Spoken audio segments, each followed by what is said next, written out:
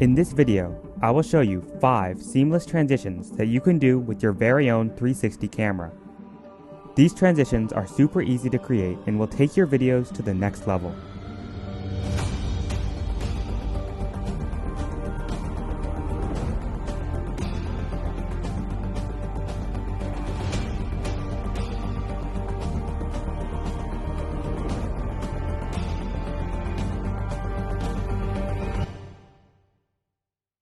So the first transition is the rotation. Bring 2 clips into Insta360 Studio.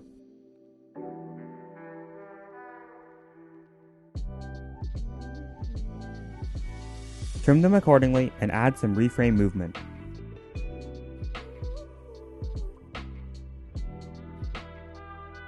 Now let's start making the transition.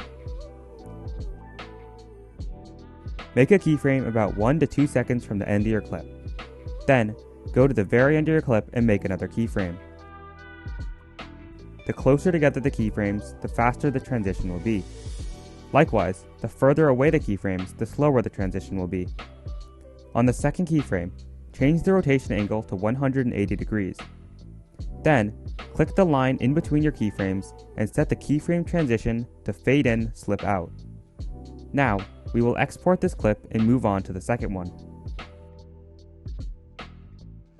Just like the first, trim it accordingly and reframe it. Next, make a keyframe at the start of the clip. Set the rotation angle to 180 degrees. Make another keyframe about 1 to 2 seconds later and change the second keyframe's rotation to 360 degrees. Try to space out these keyframes the same distance as the first clip. Otherwise, the timing will be off and the transition will not be very smooth.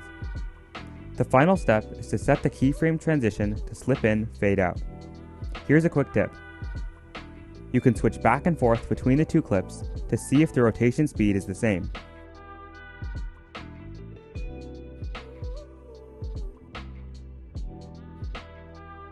If they aren't, you can simply move the second keyframe either closer or farther from the first keyframe until the speeds match.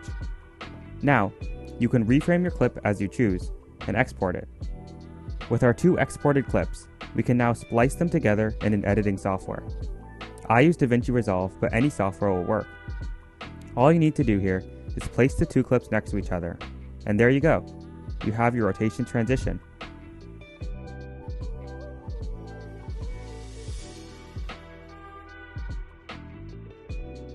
The next idea is the whip transition. This transition is super easy to make and can be done in all 4 directions. Up, down, left, and right.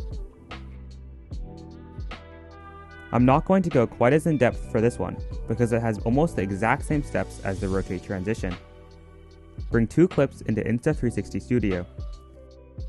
Go to the end of the first clip and make 2 keyframes, just like in the rotate transition.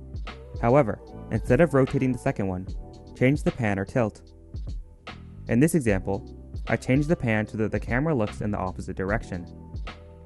Lastly, set the keyframe transition to fade in, slip out.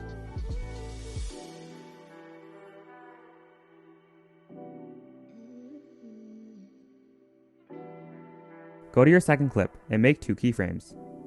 Change the first one so that it is looking in the opposite direction you actually want to face. Then, change the second one to face the correct direction.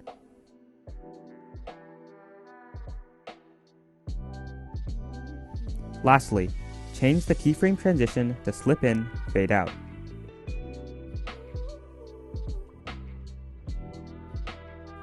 Go back to your first clip to make sure it is panning in the correct direction.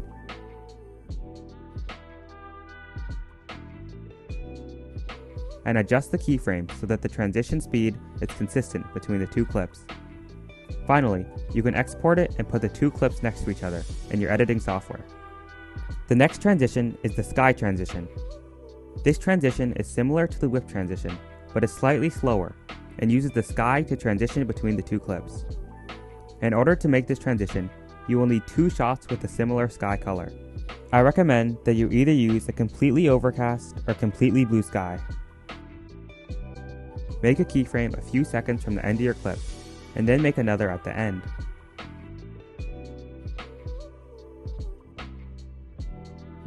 Then, change the view of the second keyframe to face the sky, and set the rotation angle to 90 degrees. You may need to adjust it so that the sky fits the whole frame. Lastly, change the keyframe transition to fade in, slip out.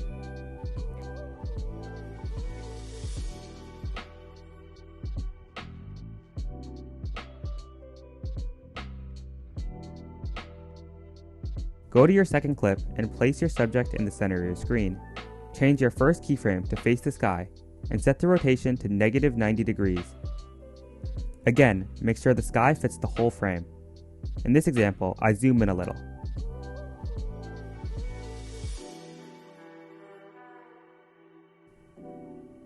Make your next keyframe about 2 to 3 seconds later, and set the rotation back to 0.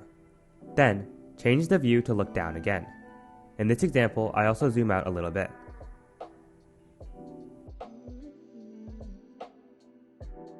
Change the keyframe transition to slip in, fade out.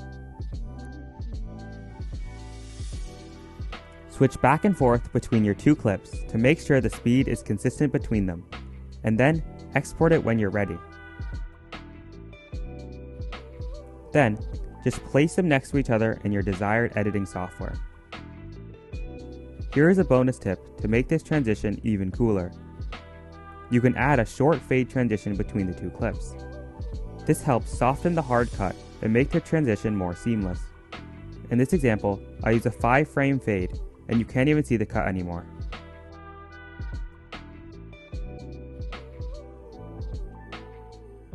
The next idea is the zoom in transition. Take two clips and bring them into Insta360 Studio. The camera movement should be forward in both of them. In your first clip, make 2 keyframes at the end of the video. The first should have a normal field of view and the second should be zoomed in. In this case, I changed the field of view from 110 to 80. Lastly, change the keyframe transition to fade in, slip out, and move the keyframes on the timeline to adjust the speed. For the second clip, set the keyframe to a wide field of view, and the next one to a narrower field of view. In this case, I use 140 and 110. Set the keyframe transition to slip in, fade out, and adjust the speed of the transition once again. I personally think the zoom transition is not so good on its own. I mostly use the zoom in transition in combination with other effects. In this example, I added a zoom in as well as a slight rotation to make the transition even cooler. The final transition is the match cut. To make this transition, you will need 2 clips with a similar action and camera movement. In this example, I use 2 follow cam clips with my subjects in different locations. Place your subject in the center of the frame like this. Then, go to your next clip and do the same thing. Switch back and forth between the 2 clips to make sure that the subject is in the exact same location. You may need to adjust the pan, tilt, zoom, or even rotation to do this. Once you're satisfied, you're done. This transition can be kinda bland on its own, so I like to combine it with other effects to make it cooler. Here are a few ideas. Add rotations and match the speed between the 2 different clips, like this. Or, in this example, I add a Luma fade effect. I hope you learned something in this video and give some of these transitions a try.